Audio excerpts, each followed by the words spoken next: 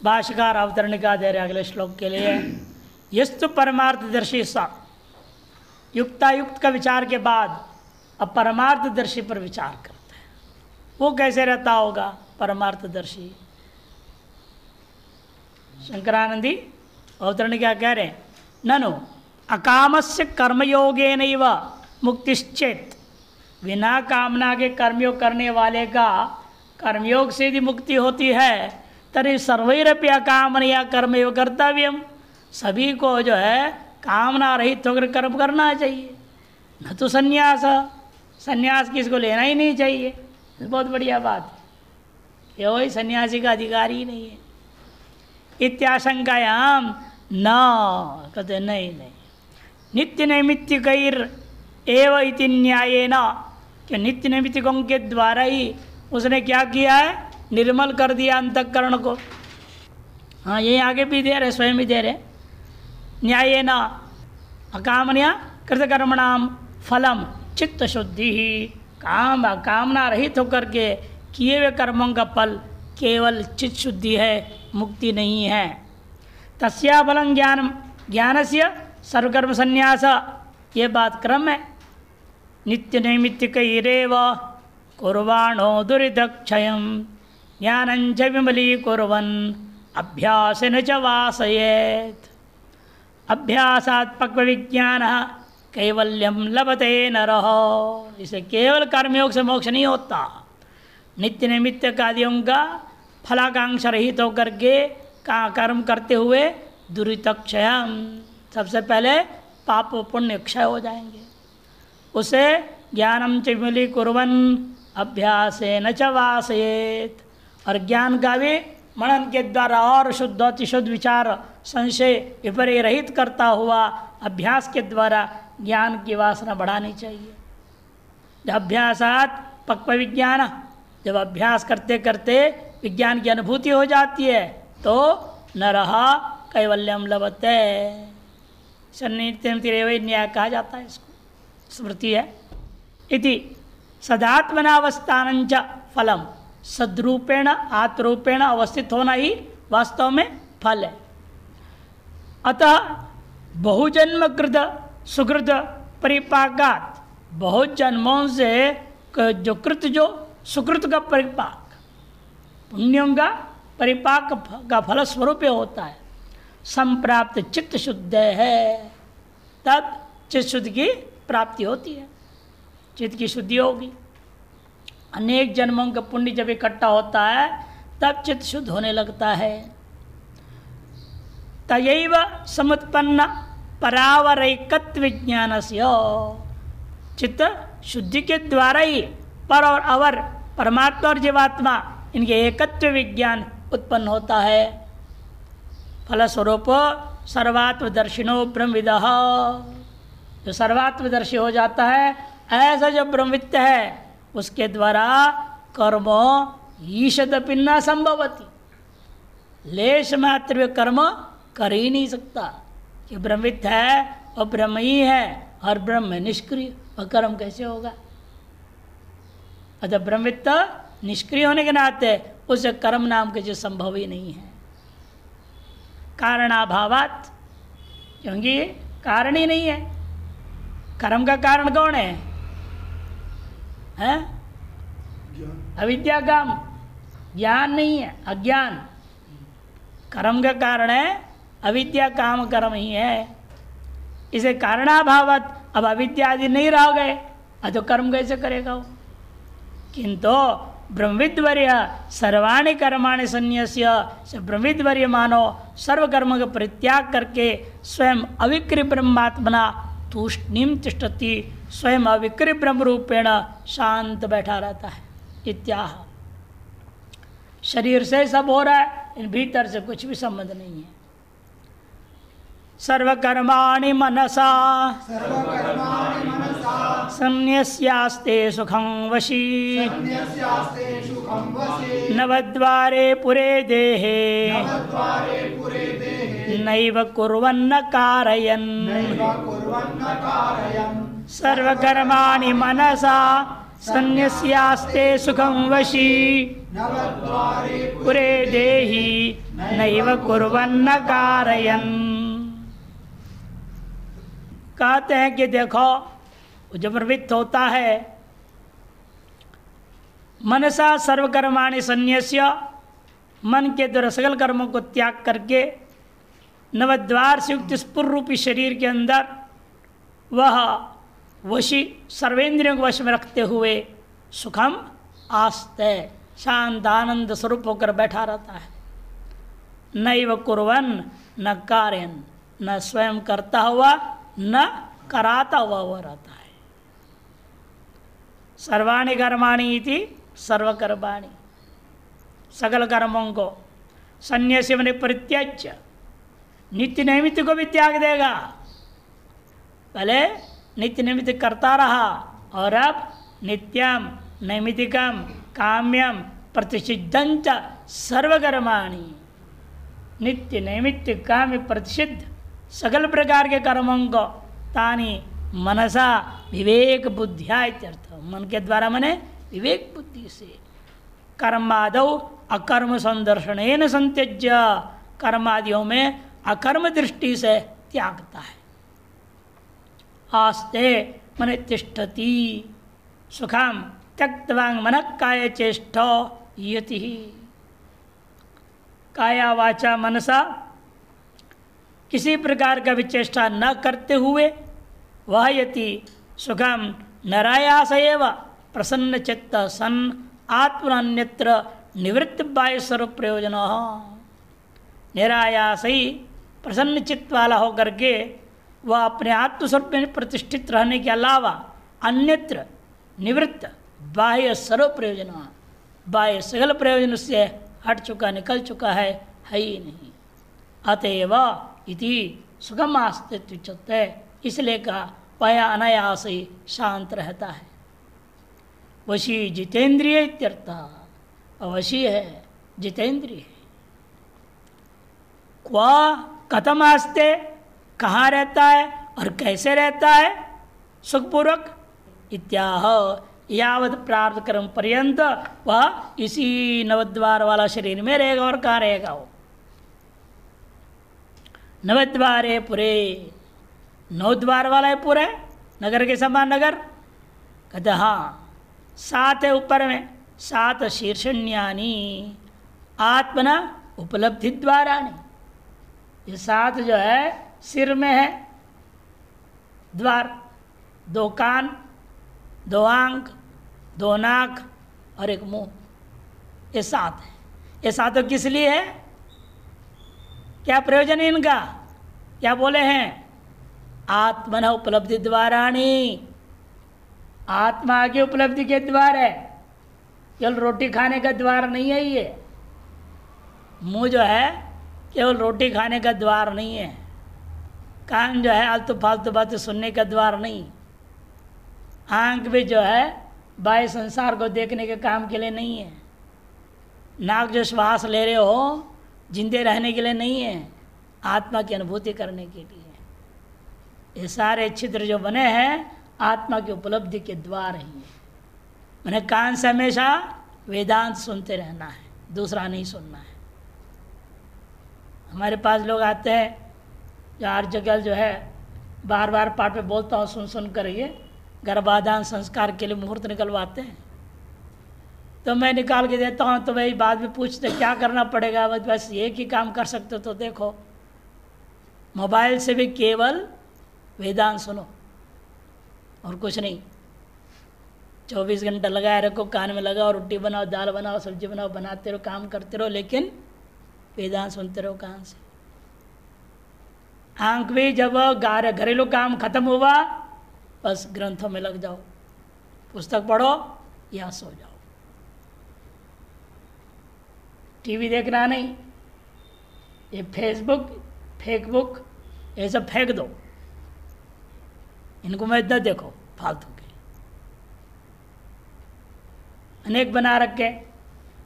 Instagram बोलते हैं, नहीं यूट्यूब है, आपको यू घुमाता है, इसे ना यूट्यूब है। एक ट्यूब से तो मुश्किल से निकले हैं, 9 महीना रह करके और दूसरे ट्यूब में फंसेंगे। इन सब से बचो। जिसके यहाँ पहले बच्चे नहीं होते ना, टेस्ट ट्यूब बेबी बोलते थे, ट्यूब बेबी।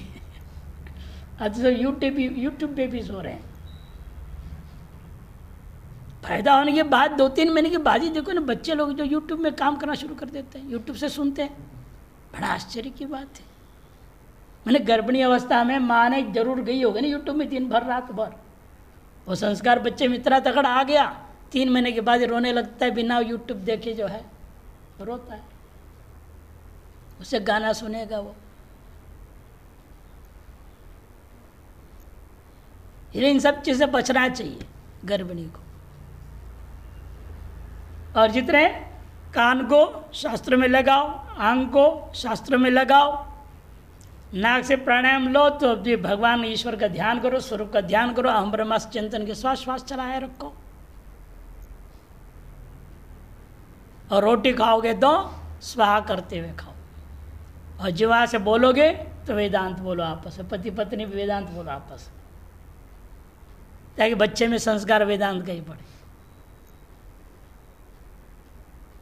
नहीं तो आसुरी वेदांत वाला रावण आ जाएगा, निश्चरपणा पैदा हो जाएगी। सावधान रहना पड़ता है। इसे गर्भिणी जितनी सावधान रहती है उतना ही श्रेष्ठ संतान उत्पन्न होता है। तो सप्त शषण्यानि आत्मन उपलब्धि द्वाराणि, ये आत्मा की उपलब्धि का द्वार है ये। और वाक द्वे, नीचे भी 2 द्वार है। मूत्र पुरुष विसर्गार्थे, इनका प्रयोजन क्या है? शरीर को सही सलामत बनाए रखने के लिए उचित मात्रा में मूत्र और पुरुष निकलना चाहिए। इनके ही 2 प्रयोजन, और कोई प्रयोजन नहीं। तैर द्वारेर नवद्वारम प्रमुच्यते, इन 9 द्वारों के द्वारा इस शरीर को 9 द्वार वाला पुर के समान पुर कहा गया। शरीरम पुरम इव, स्पष्ट कर दिए, शरीर को ही पुर के समान कहा गया। पुरम इव पुरम आत्मिक स्वामिगम, और एतार्श नगरी का स्वामी कौन है? आत्मा ही इसका मालिक है।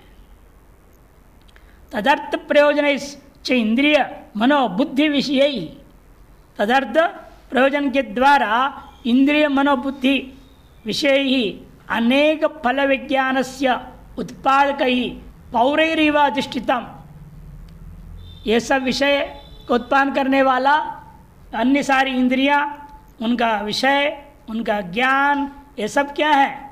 एक तरह से इसमें रहने वाले पुर में रहने वाले प्रजा निवासी। इस पुर में कौन लोग रहते हैं? ये सारी चीज़ें रहती हैं। अन्य सारी इंद्रियां हैं, मन है, बुद्धि है और उनका विषय है। इसे नैयायिकों ने इन सबको दुख रूप बोला। 6 इंद्रियां, उनसे उत्पन्न होने वाले 6 ज्ञान और उनका जो 6 विषय, 6 इत्या 18, और इनसे उत्पन्न सुख दुख 19-20 है ये नहीं। और यह शरीर जिसमें सब कुछ हो रहा है 21वां ही पूरे के पूरे दुख रूप ही है। एक पौर के समान पौर, इसे पौरैर इव अधिष्ठितम, इनके द्वारा अधिष्ठित है।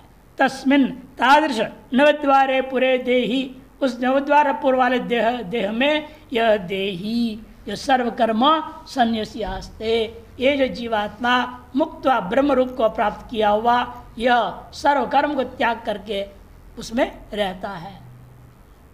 किम विशेषण है ना? सर्वो ही देही। अरे ये विशेषण देखिए क्या फायदा? ब्रह्मज्ञानी शरीर में रहता है, सुखपूर्वक रहता है। अरे सभी तो शरीर में ही रह रहे हैं। अज्ञानी हो, ज्ञानी हो, युक्त हो, अयुक्त हो, मुक्त हो, अमुक्त हो, सब कहाँ रहते हैं? सब शरीर में ही रहते हैं। फिर एक बड़ा विशेषण अब समझाए जा रहे, क्या मतलब इसका? इस विशेषण का क्या फायदा? किम विशेषण है ना? पूर्व पक्ष ने पूछा। सर्वो ही देही सन्यासी सन्यासी असन्यासी वा, जो भी देही है, जीवात्माएं हैं, सभी के सभी, चाहे वो सन्यासी हो चाहे असन्यासी हो, देह एव आस्ते, देह में ही रहते हैं। अतएव तत्र अनर्थकम विशेषणम, ये विशेषण देना व्यर्थ ही है। सिद्धांत जवाब देते उच्चत है। अंतर अज्ञानी भी शरीर में रहता है, ज्ञानी भी शरीर में रहता है, बात बिल्कुल सही है, दोनों में कोई अंतर नहीं है रहने के मामले में, किंतु कैसे रहते हैं इसमें बहुत फर्क है। अज्ञानी कैसे रहता है इसमें ज्ञानी कैसे रहता है। आप देख सकते हैं लोक व्यवहार में, मकान का मालिक मकान में रहता है, वो कैसे रहता है, और वही मकान मालिक अपना एक मकान या हिस्से को ऊपर नीचे मंजिला किराए पे देता है, किराएदार उस मकान में कैसे रहता है। दोनों में बहुत फर्क है ना। मकान मालिक बड़ा एक एक हिस्सा बड़े ढंग से संभालते रहता है, देखते हैं, और किराएदार टूट फूट हो जाए, कुछ भी हो जाए, कोई मतलब नहीं, गंदा संदा भी कर देगा और उल्टा साफ सफाई भी नहीं रखेगा, तो छोड़ के जाएगा, लगता है कबाड़ खाने में, इतना गंदा रहता। अंतर है या नहीं। इस तरह से ब्रह्मज्ञानी का शरीर में रहना और अज्ञानी का शरीर के अंतर वही समझना चाहिए। समझा यस्तु अज्ञो देही, जो अज्ञानी देही है वो देहेंद्र संघात मात्र आत्मदर्शी, देहेंद्र संघात मात्र को आत्मा मानता है। इस शरीर को, इंद्रियादि सहित शरीर को ही आत्मा मान के बैठा हुआ है। स सर्वोपज्ञ है भूमौ आश्रय वासिति मन्यते, और वह पूरे शरीर को ही आत्मा मानने वाला अपने आप को मकान में, भूमि में, आसन में इत्यादि में वास करने वाला मानता है। नहीं देहात मात्रा तो दर्शिनो गेह इव देह आसीति प्रत्यय संभवती।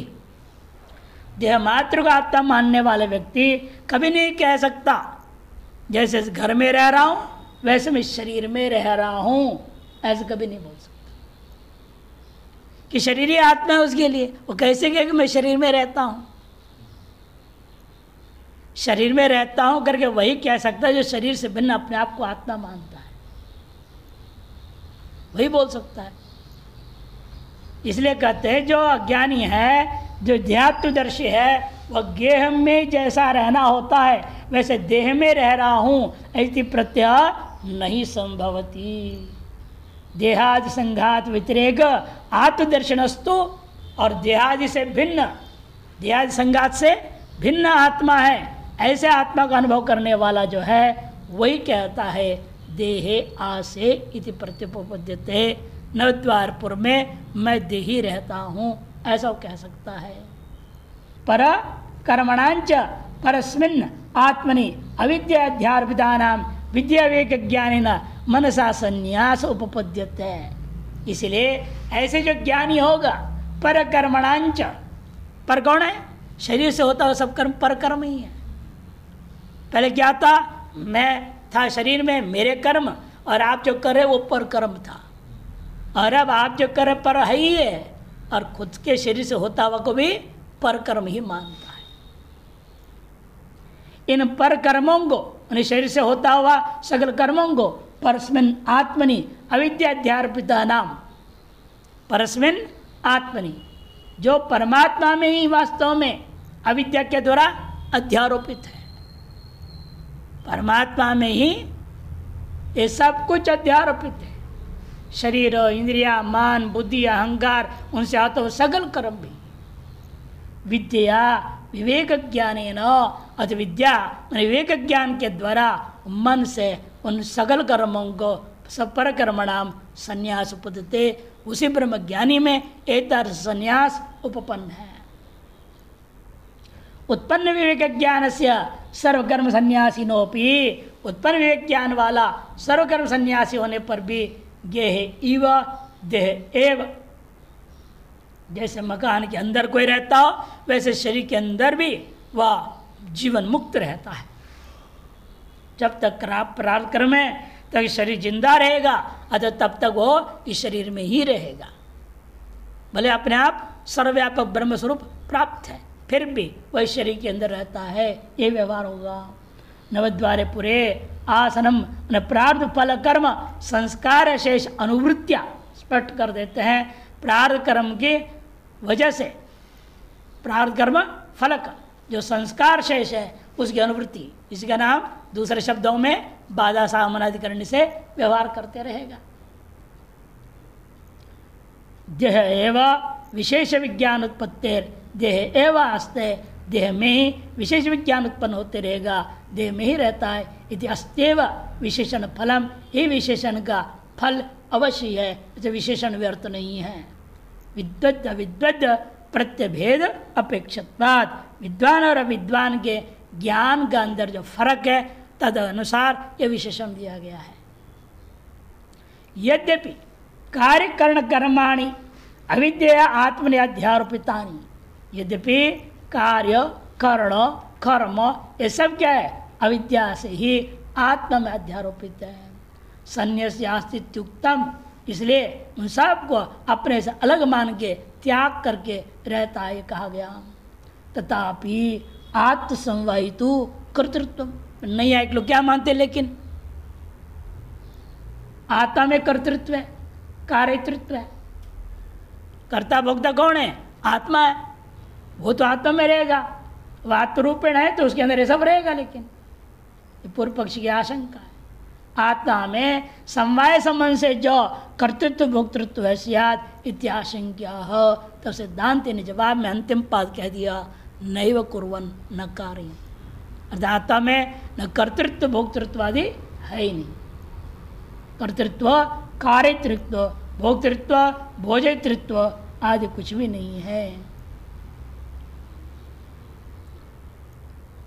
नैव कुर्वन्, स्वयं न कार्यकरणानि कार्यन व क्रियास प्रवर्तयन्, स्वयं कार्यकरणों से कार्यों को विभिन्न कारणों के द्वारा करता भी नहीं है और उन्हीं को इस्तेमाल करता हुआ दूसरों को क्रियाओं में प्रवृत्त कराता भी नहीं है। किम यत्तत् कर्तृत्वं कार्यतृत्वं च देहिन स्वात्म समवायी सत संन्यासात न संभवती, क्योंकि पहले अज्ञान काल में जिसको वह कर्तृत्व और कार्यतृत्व देह रूप आत्मा में मानता था, अब वह सत संन्यासात न संभवती, और ऐसा होते हुए सर्वकर्म संन्यास के बाद में आत्मदर्शी होने के बाद में संभव नहीं है।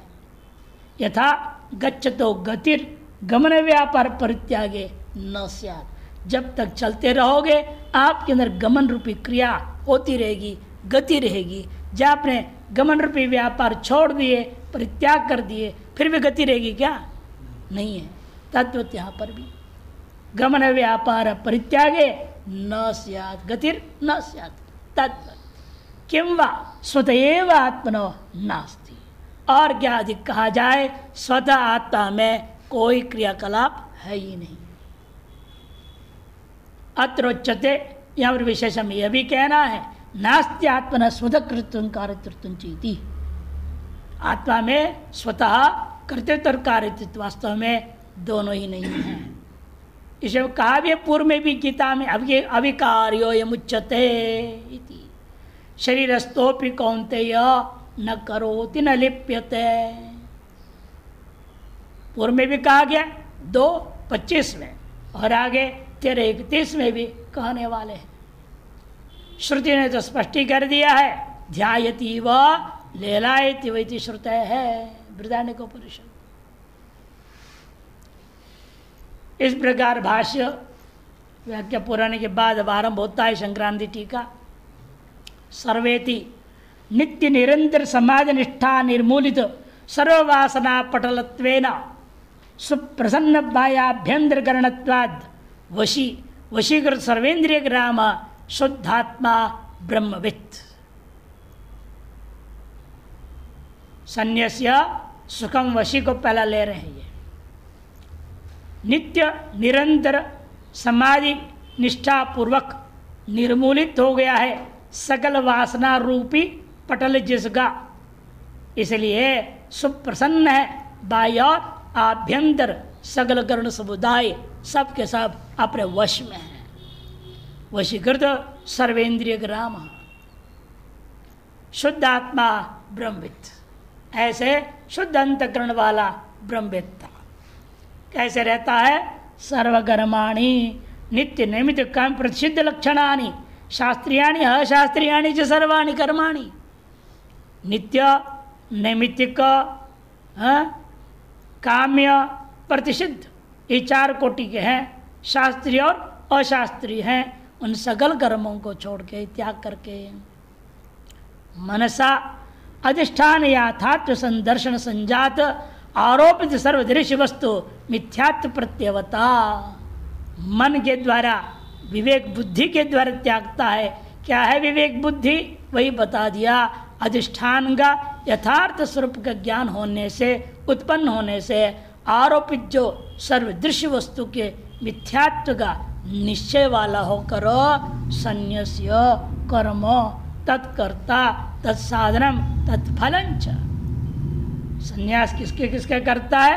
कर्म का संन्यास करता है। का मतलब कर्म के कर्तृत्व का भी संन्यास कर दिया। अन्य जो साधन थे, साधनों को भी संन्यास कर दिया। साधन क्या थे आपके? कर्म कर्तृत्व। कर्म और कर्म कर्तृत्व का साधन कौन है? वेद शास्त्री है, ये बताता है मैं कर्म को। तस्मात् शास्त्र में प्रमाणम दे कार्यागार्य व्यवस्थित हो, 16वें अध्याय में कहेंगे। हमारे सकल क्रियाकलाप के करने न करने, क्या करना क्या नहीं करना, कुछ भी जानना है शास्त्र को देखो, शास्त्र से तय होगा। और शास्त्र के पढ़े लिखे हैं नहीं तो कैसे जानेंगे? तो पूछना पड़ेगा किस शास्त्र जानने वाले से, वही बता पाएगा। इसलिए कहा गया तैत्तिरीयोपनिषद में, ये तत्र ब्राह्मणा सम्मर्षिण, जो आपको ज्ञान नहीं होता है, कोई चीज़ का निर्णय लेने में कठिनाई हो, उस क्षेत्र में जो भी श्रेष्ठ विद्वान लोग हैं ब्राह्मण, उनके पास जाओ, उनसे परामर्श करो, वो तुम्हें निर्देश देंगे उस विषय में क्या करना चाहिए क्या नहीं करना चाहिए। इसलिए कहते हैं कि तत्कर्ता तत्साधन तत्फलंच, उसके फल को भी सर्वम असदेव इति विज्ञानेन संत्यज्य, सब कुछ असत्य है, मिथ्या है, ऐसा अनुभव पूर्वक वह त्याग देता है। ननु मनसा इति वचनात् सर्वेषां करणं मनसैव त्यागो न तो बहिक्रिया विहिता नाम त्याग अयोगात् इति चेन्न। पूर्व पक्षी कह सकता है मैं मन के द्वारा त्यागने को कहा, शरीर से मन ना करो ऐसा थोड़ी बोल रहा है।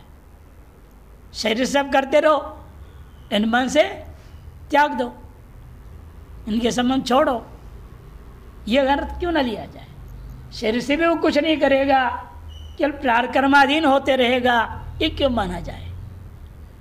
पूर्व पक्षी कहता है मनसा इस वचन की वजह से मालूम होता है सकल कर्मों का मन के द्वारा त्याग होगा, न तो बहिक्रिया, बाहर जो है क्रियाओं का, विहितों का विशेष तौर पर विहिता नाम त्याग अयोगात, त्याग करना उचित नहीं है। यदि चेत न, ऐसा मत कहो। विकल्पो नहीं वस्तु, वस्तु कभी विकल्पात्मक नहीं होता, हमेशा विकल्प कहाँ है? क्रिया में विकल्प होती है, कर्तुम अकर्तुम अन्यथा कर्तुम, हमेशा क्रिया में ही विकल्प है, वस्तु में कोई विकल्प नहीं होता। आप अपने दृष्टिकोण से किसी भी चीज़ को देख रहे हो, अपनी दृष्टिकोण से वर्णन भी कर सकते हो, वस्तु में कोई फर्क थोड़ी पड़े, वस्तु तो अपने आप में वही है।